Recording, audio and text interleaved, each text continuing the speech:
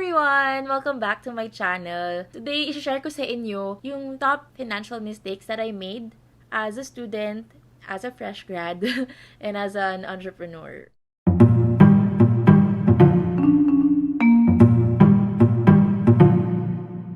The thing is, I've always been business-minded, diba? As you know, I started my first business when I was 13. It was an online business where I sold clothes. I had supplier from abroad, and no time na yun, hindi pa sobrang uso ng e-commerce. I think multiply pa lang yung platform nun that people used to sell online, but that was the start of the boom, and that's when I started my business. 2007 yata yun, which I grew by 2010. So anyway, the thing is, I've been working since I was young, but for some reason, I never have been able na makapag-ipon. Wala akong ipon dati, as in, hindi ko alam saan napunta yung pera ko. Same thing happened when I started working in the real world after college. So, ano ba yung mga pagkakamali ko doon? My first mistake was that I didn't track my finances.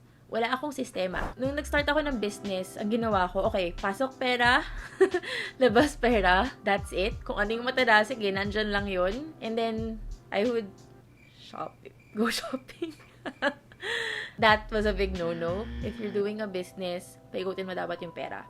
And make sure that you save enough for yourself as an emergency fund. Which we will go to my mistake number 2. Okay, fresh grad ako. So, I graduated college in 2015 and then nag-review ako for the board exam for 4 months yata. Then I took the boards and then 2016 ako nag-start mag-work. Great. First salary. First fixed income every month. My biggest mistake then was 1, not saving up for an emergency fund. I had no idea what an emergency fund was. And 2, buying a second-hand car. Which is actually second car ko na yun. Second-hand car ko na yun. So, sa first problem, wala akong emergency fund. But what I did have? Stocks. When I started earning, sobrang excited ko. Oh, sobrang daming investments. Sobrang daming paglalagyan ng pera ko. I wanna grow my money. And then, every month, naguhulog ako sa stocks. Crazy. I had no idea that there was supposed to be a financial planning process that you have to go through. Pero yun dumiretso ako sa stocks. Fast forward 1 year later, when I quit my jobs so that I can pursue my startup, wala akong sweldo. I had an emergency. My only emergency fund, akala ko pwedeng emergency fund, yung nasa stocks ko. And guess what? Stock prices are very volatile. They move around. So, ora-orada, kailangan mong i-withdraw yung stocks mo. Wala kang choice. Kung lugi ka, edi lugi ka. And that's what happened to me. So, rule number 1, have an emergency fund that's under a savings account. Something na hindi magagalaw and hindi pwedeng gawing emergency fund ang investments. So, ano ba yung emergency fund in the first place? Emergency fund is supposed to give you 3 to 6 months worth of your monthly expenses. What this means is, if mawalan ka ng work or source of income, at least you will be able to survive for 3 to 6 months. So, going to my second mistake, buying a second-hand car. No, please don't. Although, I have to admit, noong time na yon, it was very convenient for me. Madaling magpunta sa office, madaling magpunta sa gym, all that stuff, kasi nang kami napuntahan. But, grabe, naubos pera ko doon, guys. Oo, mura yung kotse itself, but the maintenance after that, God, ubos talaga pera ko. Yun. So, I guess that's mistake number 2. Do not buy liabilities. Huwag muna. Find assets that you can invest in after you have figured out how to protect your income. Which brings me to my third mistake. I got an insurance policy, but had no idea how it worked. Had no idea what benefits I could get from it or what I should put there. And when I ran out of emergency funds, because, yun nga, naquit ako ng work, I had to let that insurance policy go. So, wala akong idea at all what it meant.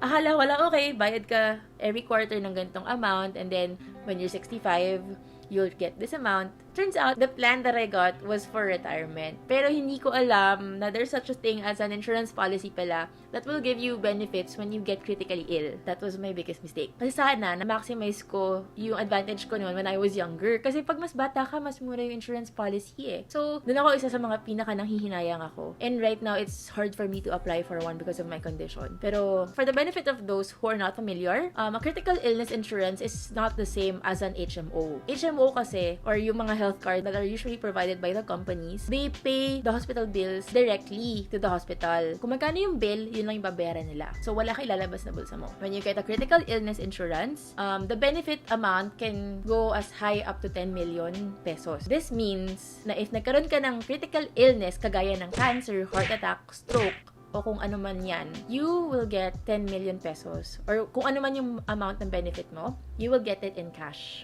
You know how costly it is to have critical illness in the Philippines. I know people who've spent millions like having to sell their houses, their cars, their assets just to be able to pay for hospital bills. And if you have a critical illness insurance, you're protecting your income, you're protecting your assets para if ever na magkasakit ka, may pambayad ka. As in, it's cash. So even if you only spend 1 million or less in hospital bills, if yung benefit mo is 5 million or 2 million or 3 million, you will get that exact amount in cash. That's one of my biggest regrets. Kasi when you're like that in your early 20s, you can get sobrang laking benefit for just maybe 2,000, 3,000 a month. But kung gusto mo ng sobrang laking benefit when you're at my age, like 27, medyo mas mahal na siya ng konti. And also, if you get a health condition, mahirap na mag-apply for an insurance. That's my third mistake. Getting an insurance policy that I did not understand and also not exploring my options na pwede palang critical illness insurance. And siguro, not knowing that there's a financial planning pyramid that you have to follow. So, siguro I'll explain this very briefly na lang. You can attend my workshops if you're interested or you can consult with me. But, the financial planning pyramid basically tells you how to go about your finances. Paano ba paplanuhin yung financial life mo. The first step that you have to do is, una, know your why.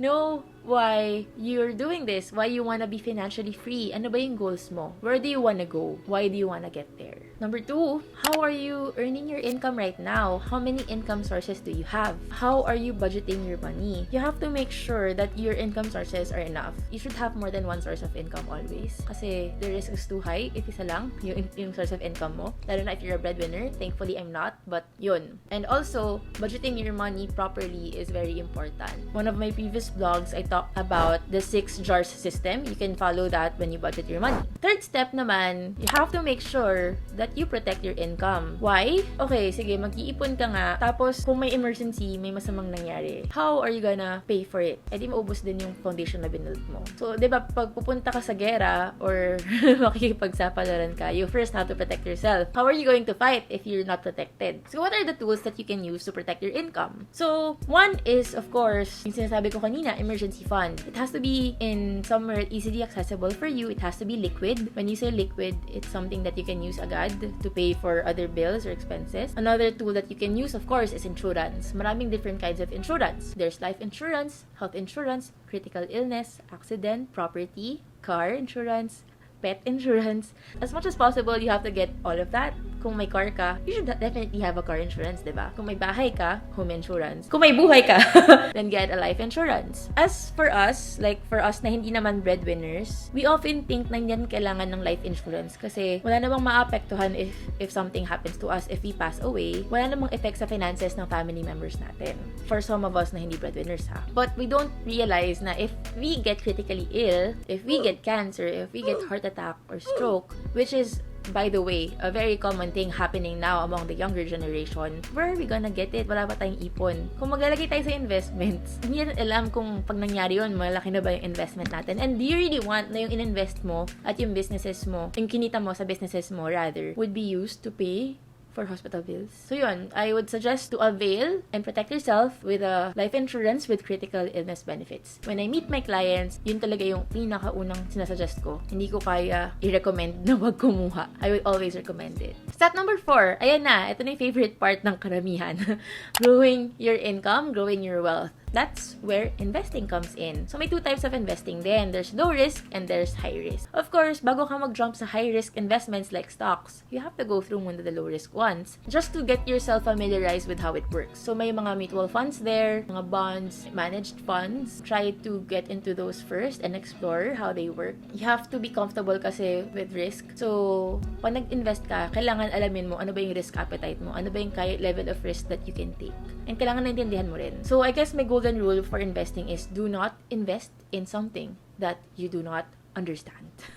Always do your research. Huwag kang susunod lang sa uso because what might work for some might not work for you. So, maraming different options for investing. But iba-iba tayo ng style, iba-iba tayo ng behavior, iba-iba tayo ng mindset, iba-iba tayo ng risk appetite, iba-iba tayo ng financial capacity. Find what works for you. And then, of course, it's also important to plan for your future. After mo i-grow yung money mo, it's time to plan for your retirement. Or if you have dependents, like if you have a family, you also have to plan for what's gonna be left for your family. Paano yung estate mo? Paano yung mga properties mo? Paano mabubuhay yung family mo once you pass away? So yun yung overview of the things that you have to consider in terms of the financial planning pyramid. And again, if you look at my mistakes, yung mistake ko talaga is that nag-skip ako sa lahat ng steps. Dumetro ako sa investment kasi uso. That's the common thing that people talk about. Kasi it's sexy, it's fun, it's exciting. So there, I hope you learned something from this video. If you found it helpful, I would really appreciate if magko-comment kayo, subscribe, click the bell notification button if this is on Facebook or YouTube. Basta, please comment, like, subscribe. Let me know your thoughts. Let me know what you think so that I can work on it for my next vlog. Thank you so much for watching. Good luck. Bye.